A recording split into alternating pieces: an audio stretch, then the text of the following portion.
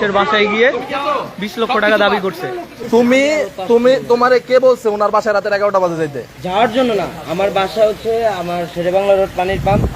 তো আমরা আপনার যে উনি সাবেক যে সদস্য সাবেক সেক্রেটারি, উনি একটা খুনি। তুমি কে? শুনেন, আমি যা তুমি কেন ওনার বাসায় যাবা? আমি যা ওনার এই বিষয়টা উপস্থিত আছে কিনা সেটাই। তুমি কেন টাকা খাইছো? 20 লাখ টাকা কেন দাবি করছো? আমি তোমার পাশের লোক দাবি তো করছে, ওরা ডাক দাও। 20,000 টাকা নিচ্ছে, তুমি কি চোর পুলিশের? আমি উনি অপরাধী পুলিশ, চোর পুলিশ করতে যাবে, তুমি তো পুলিশের নাম খারাপ করতেছো। প্রশাসনের নাম নিয়ে বৈষম্য বিরোধী ছাত্র আন্দোলনের সদস্য সচিব 56 নং ওয়ার্ডের একজন মানুষের বাসায় গিয়ে 20 লক্ষ টাকা দাবি করছে। তুমি কেন রাত্রেবেলা ওনার বাসায় যাবা? তুমি কে? তোমার পরিচয় দাও। তুমি কে? তুমি রাত্রেবেলা ওনার বাসায় যাবা? তুমি বাসায় যা ওনারা পাইছো, ওনারা ধরে পুলিশে উঠাই দিল না কেন? ওনারা কেন দিল না? ওনার নামে মামলা আছে, তুমি মামলা চার্জশিট দাও।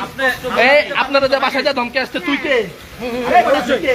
তোর গলা আমার হারালাম, তুই কে? আপনাকে কি ধমকে আসছে আমি তুমি বলছো যে আপনারা না, আপনার ফোন আমরা বলছি যে আপনি আপনার সিসি ক্যামেরা আছে, আপনি তো দেখেন। আপনি আমাকে আমরা আজকে টঙ্গীপুর থানায় যোগাযোগ করি, মেট্রোপলিটন থানায় যোগাযোগ করি এবং ডিবিতে আমরা যোগাযোগ করি। সব জায়গা থেকে যোগাযোগ করার পরে আমার বাবার নামে কোনো ওয়ারেন্ট আছে কিনা, মামলা আছে কিনা, এই ব্যাপারে আমরা নিজেরা সরাসরি জানার চেষ্টা করি। জানার পরে আমরা জানতে পারি আমার বাবার নামে কোনো মামলা নাই, কোনো জিডিও নাই, কিছু নাই।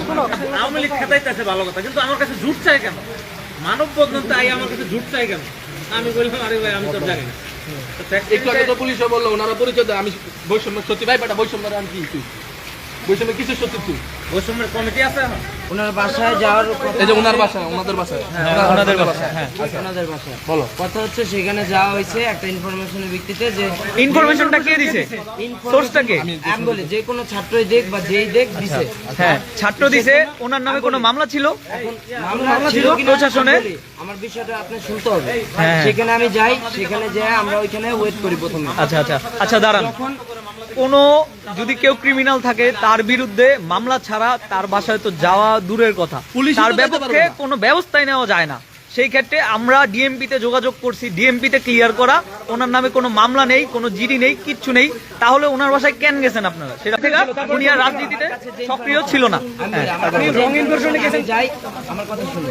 দিছে যে পরবর্তী সময় তাকেও ডাকা হবে। আমি যাই, যাওয়ার পরে ওইখানে ওনাদের সাথে আমরা কথা বলি। প্রথমে ওনারা কথা বলার পরে ওনারা প্রথমে নার্ভাস ফিল করে, পরবর্তীতে ওনারা আমাদের সাথে কথাবার্তা বলে। ওনারা একটা পর্যায়ে আমাদেরকে আপনারা টাকা পয়সা দেওয়ার চেষ্টা করে। কয়জন গেছিলেন? কয়জন গেছিলেন আপনারা? এই যে আমার কল, তাহলে উনি আবার এতগুলো কল কেন দিছে? 7-8 জনের মতো, 7-8 জনের মতো আপনারা গেছিলেন ভাই। তাহলে পুলিশের লোক কয়জন ছিল? আচ্ছা, প্রশাসনের লোক কে ছিল? জি, আমার সাথে বৈষম্য যে কয়েকজন স্টুডেন্ট ছিল, আচ্ছা আচ্ছা, হ্যাঁ হ্যাঁ, এলাকার কিছু স্টুডেন্ট ছিল, হ্যাঁ। এরা ছিল। এখন না, যদি কেউ বহিরাগত যে থাকে, বৈষম্য বিষয়ী, যদি কেউ যে থাকে, বৈষম্য বিরোধী ছাত্র আন্দোলন আপনারা তুমি নির্দিষ্ট করে বলো। আমার সাথে নির্দিষ্ট করে বলবো।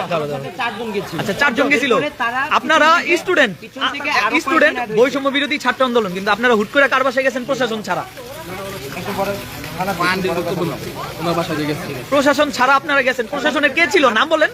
কারণ কোন একটা নির্দিষ্ট ছাড়া কেউ যাবে না প্রশাসন ছাড়া। নাম বলেন, নাম বলেন। ওইখানে ছিল হচ্ছে বৈষম্যের পরিচয় দিয়া, পুলিশের পরিচয় দিয়া, নাম মনে চাঁদাবাজি করে 20 লক্ষ টাকা চাঁদা চাইছে ওনারা।